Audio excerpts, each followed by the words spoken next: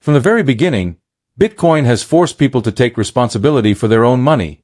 Unlike fiat money, easy to use but quietly losing value every year, Bitcoin offers no easy path. It forces you to learn, to understand what money really is, and most importantly, to protect your own assets. Yes, that's a barrier at the start, but it's also a long-term advantage that no other monetary system has.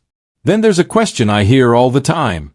Can Bitcoin actually be used day to day, or is it only for investing?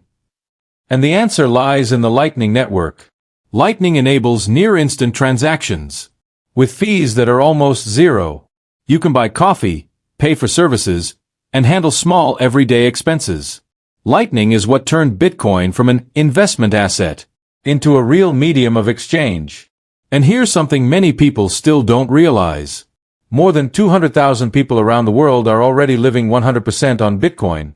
Not in theory, not in white papers, but in real life.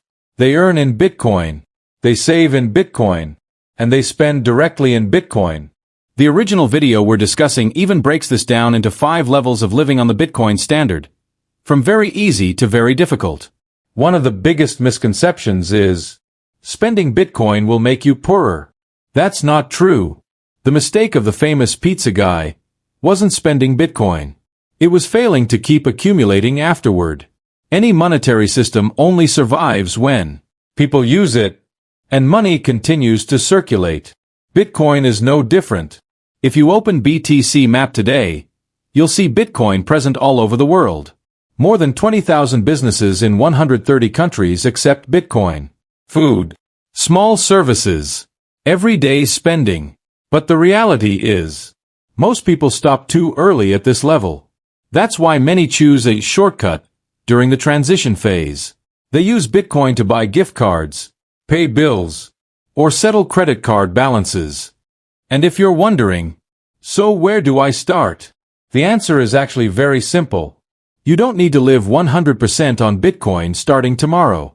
Most people who live on Bitcoin today started with a very small decision. Some began by holding a portion of their savings in Bitcoin. Some started by receiving a small part of their income in Bitcoin. Some simply decided to stop selling. There is no single path that's right for everyone. There is only the path that fits your circumstances. What matters is understanding this. Bitcoin does not require you to trust anyone. You don't need to trust the government. You don't need to trust banks. You don't need to trust me.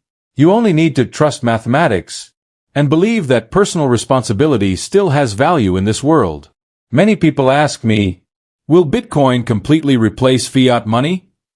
I think that's the wrong question. Bitcoin doesn't need to replace fiat. It only needs to exist alongside it, as an exit, a monetary system where, when everything else spins out of control, you still have somewhere solid to stand. And that's why Bitcoin is especially appealing to people who have lived through multiple economic cycles, people who have seen inflation erode savings, financial crises come and go, promises of stability break again and again. Bitcoin doesn't promise to make you rich quickly. It only promises you space. Space where you are not quietly exploited. When you live with Bitcoin long enough, you begin to change how you think about money. You stop asking, is this cheap or expensive? And start asking, is this worth my time and energy? And that is a very deep shift. Bitcoin also makes you rethink the idea of security. No longer, where should I store my money to be safe?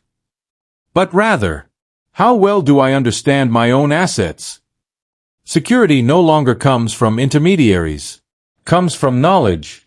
And yes, this path is not easy, not convenient, not designed to please the masses.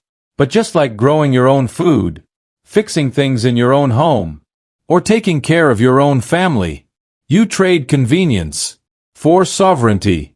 Bitcoin is not for everyone, and it doesn't need everyone. It only needs enough people who don't want to live on debt, who don't want to outsource their financial future to others, and who don't want to explain to their children why they did nothing when they still had a choice. If you're watching this video and thinking, I'm not ready yet, that's okay. Bitcoin isn't going anywhere. It's still there. Every 10 minutes, a new block is created, regardless of markets, politics, or headlines. The only question is, when will you step in? If you found this content helpful, please subscribe to the channel. And if you have questions, even the most skeptical ones, leave a comment below.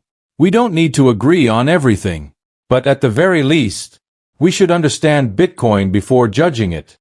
And let me be very clear about this, especially for those of you in your 40s and 50s. Bitcoin does not require you to be a tech person. You don't need to understand every line of code. You don't need to check the price every day. What you do need to understand is one very old question. A question we've avoided asking for a long time. Is my money really mine? For most of my life, we were taught to put our money in banks, trust the system, and let the experts handle the rest. And then what happened? Inflation, crises, money printing, bailouts, debt piled on top of debt. Each time, the ones who paid the price were not the system, but the savers. Bitcoin reverses that logic. No one can print more Bitcoin just because they're in trouble. No one can change the rules simply because they're at a disadvantage. The rules are written in advance, and they apply to everyone. Once you understand this, you begin to see why many people say, Bitcoin doesn't just change how we use money, it changes how we think about power. Monetary power, for the first time in modern history, is no longer absolutely centralized. And that is exactly what makes Bitcoin uncomfortable. It makes no promises. It doesn't flatter anyone. It doesn't ask permission to exist. It simply runs quietly, day after day. If you're in the United States, you may not feel this pressure fully yet.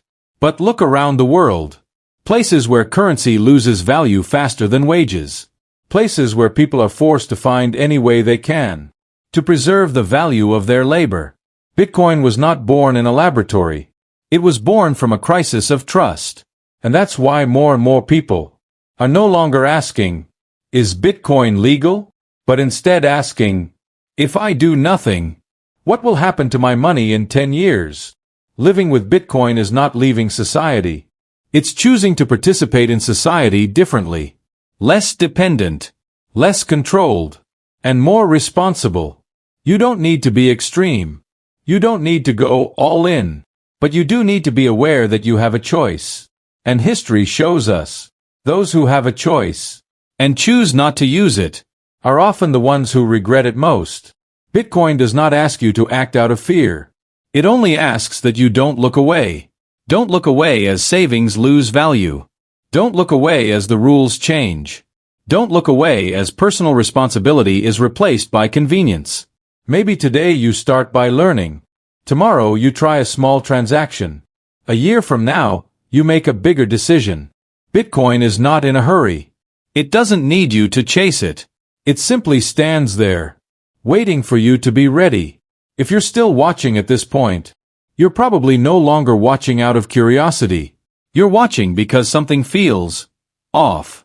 And that feeling is one that many people around the world share. In the next video, we'll talk more concretely about this. How an ordinary person can begin living with Bitcoin, step by step, without recklessness, without gambling their life away. If you want to see that video, subscribe to the channel and leave a simple comment. I want to understand Bitcoin more deeply. We don't need to agree right away, but we owe ourselves one serious attempt to understand.